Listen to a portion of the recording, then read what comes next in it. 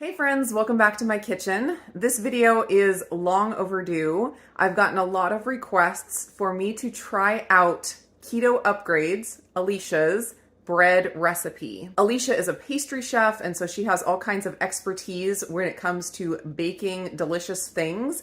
And she had a tweak on the bread that honestly I never would have thought of. She actually uses the yeast, active dry yeast, to make the bread rise. Who would have thought, right? Yeast making bread rise. I just never would have thought to use it in the egg white bread. I just assumed that if you tried to put the egg white batter in a warm place to rise, that you'd come back in an hour and it would be soup.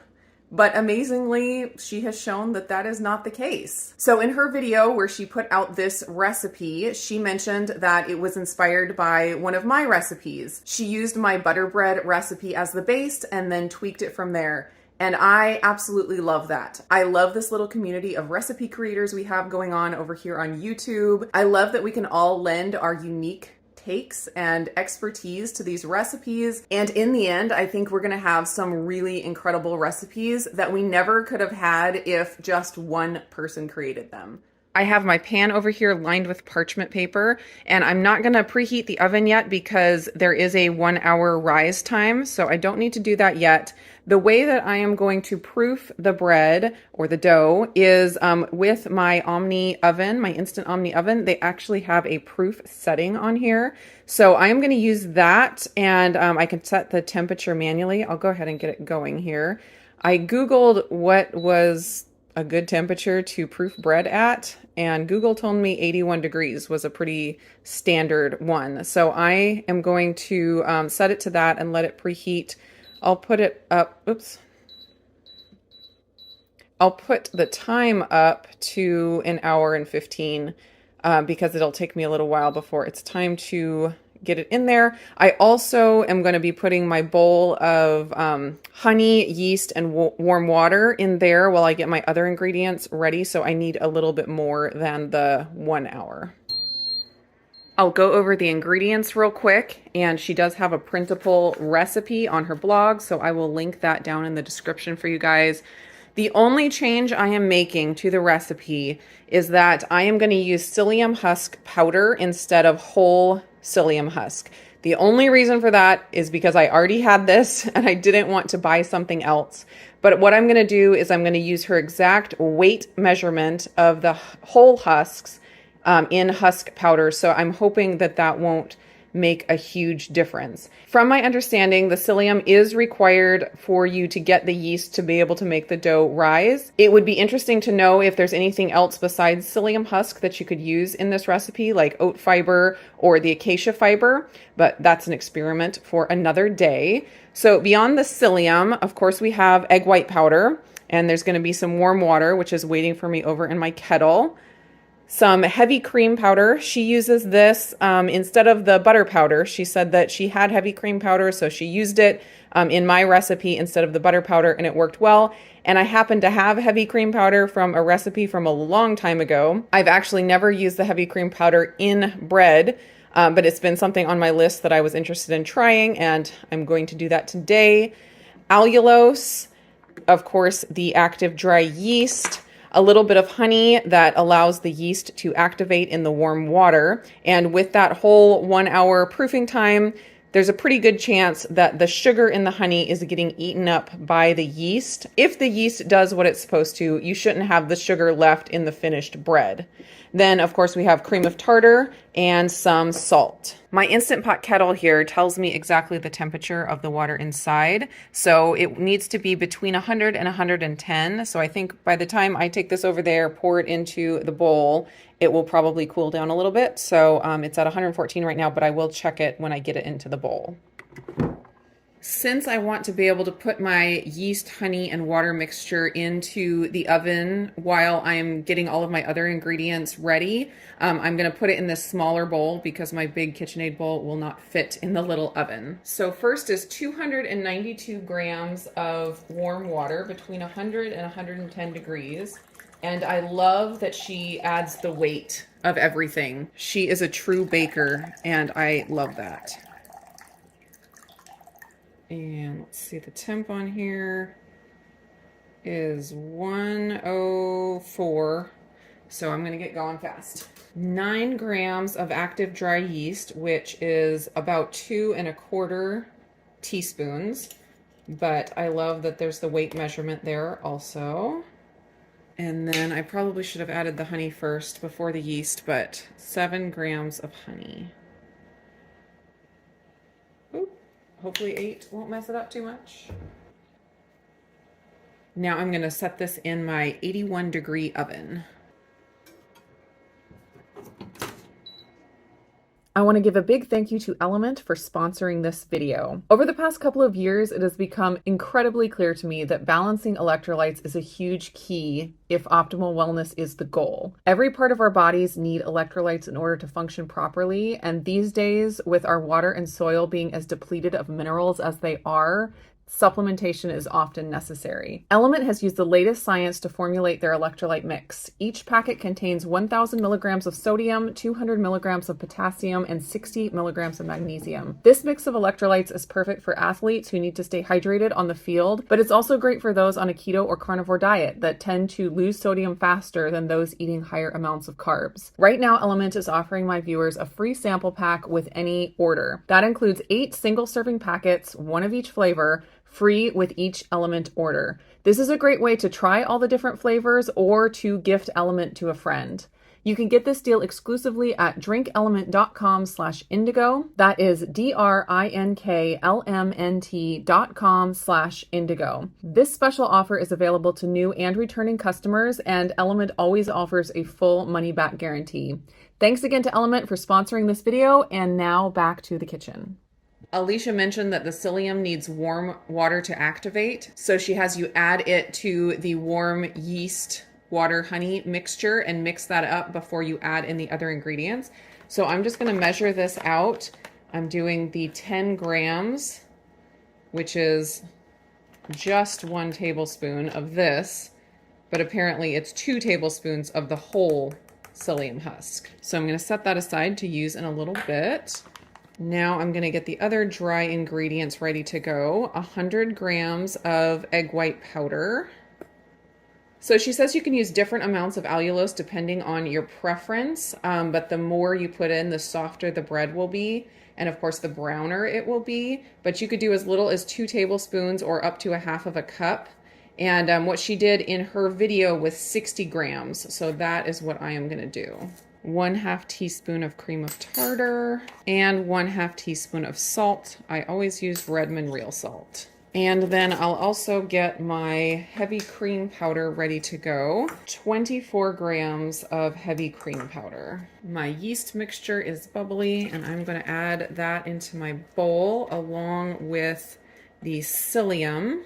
Just going to sprinkle that in there and take it over to my KitchenAid. Going to give this a quick mix.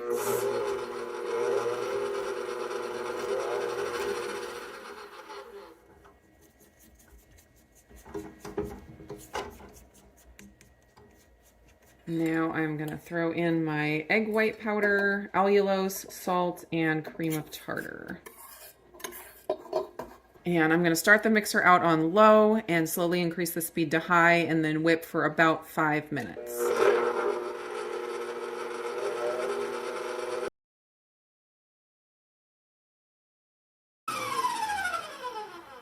All right, so it actually took me 10 minutes to whip it to this point. At 5 minutes, it was still really soupy, and I'm wondering if that is because I used the psyllium powder instead of the whole psyllium husks. This is why it's so important to try people's recipes as close as possible to as written as you can. So I'm going to keep going with it, see if it still turns out. It did eventually, whip up, but it's not like crazy stiff peaks. But we're going to still see how it works out. So I'm going to get the heavy cream powder mixed in here.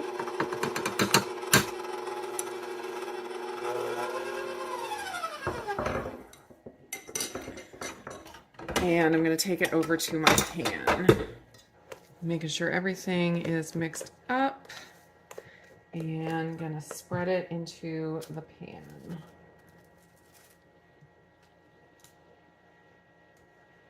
Oh my gosh. Where in the world did you come from? This is not what we need right now.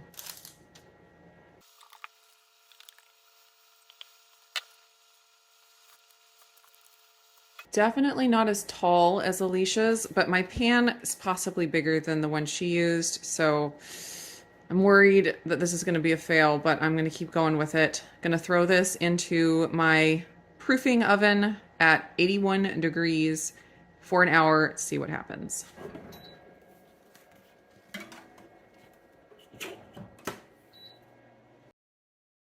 So I did go back and look at Alicia's video, and her pan was smaller than mine. I'll put the difference in dimensions here on the screen. So I think that might account for how the batter fit in the pan.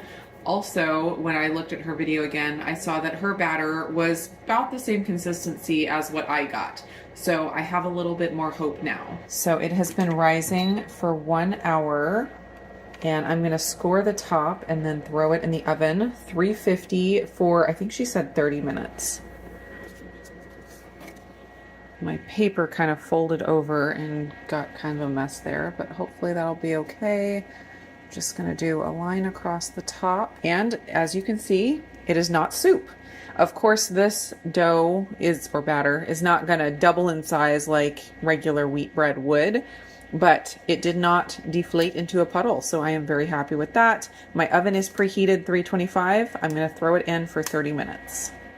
So I ended up cooking this about 33 minutes, and you can see my scoring on the top totally failed, but it still looks beautiful. It's so smooth on the top, and look at the texture there on the side where it kind of cracked. But I am very happy. It did not flop like I expected. Look at that. The texture already, like I can feel, it feels really bouncy. So I'm really excited to cut into this after it cools and to taste it, of course. So I'm gonna go ahead and pull it out of the parchment paper right now and put it on a wire rack, and I will let it cool for a while before I slice into it.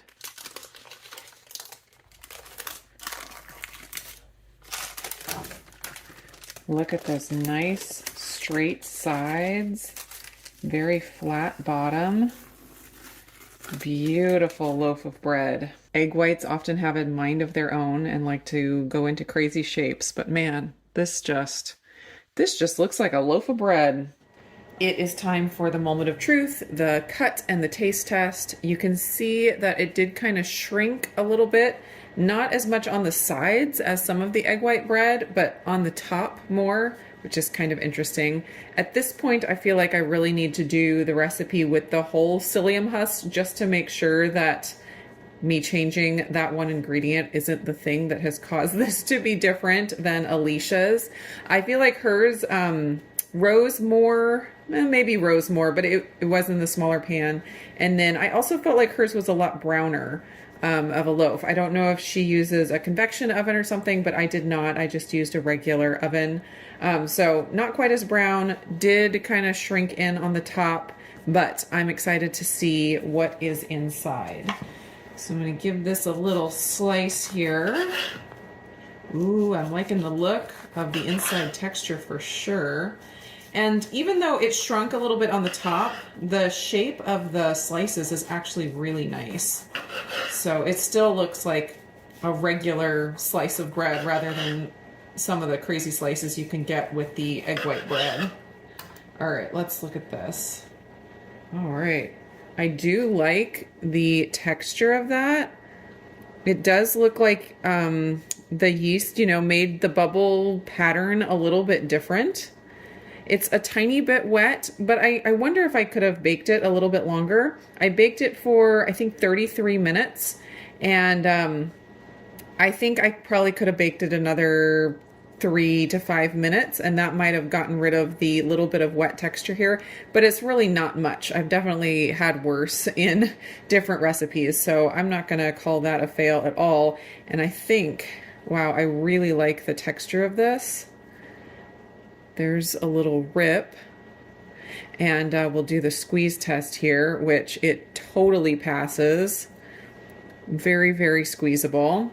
All right, now I'm gonna go ahead and taste this. I really do like the texture of the bubbles. It's just a little bit different, and it does look a little bit more bready, maybe because it's the pattern that the yeast gives it, which it also gives to regular bread, but let's do a taste test. The texture is just ever so slightly different from the other egg white breads that I've made that don't have the rising step. So the taste is really good. There's a little bit of an aftertaste that it's kind of hard for me to put my finger on, that's a little bit different. And I'm wondering if that's just the yeasty taste. It almost tastes a little sweet. Oh, it could be because it was, I used the full 60 grams of allulose. That's a possibility. But then I think the yeast taste is coming through. And maybe, yeah, I think the yeast taste is coming through now that I'm like eating a little bit more of it. I do taste the yeast a lot more than in other bread recipes where I've just used yeast for flavor and didn't actually have it rise. So it is good.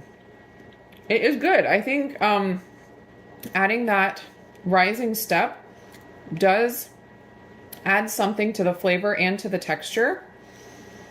And I'm liking it. I'm going to be excited to eat this over the next few days and kind of experiment with it, you know, with fillings and toppings and stuff, and just see how it goes. Because it's a little different.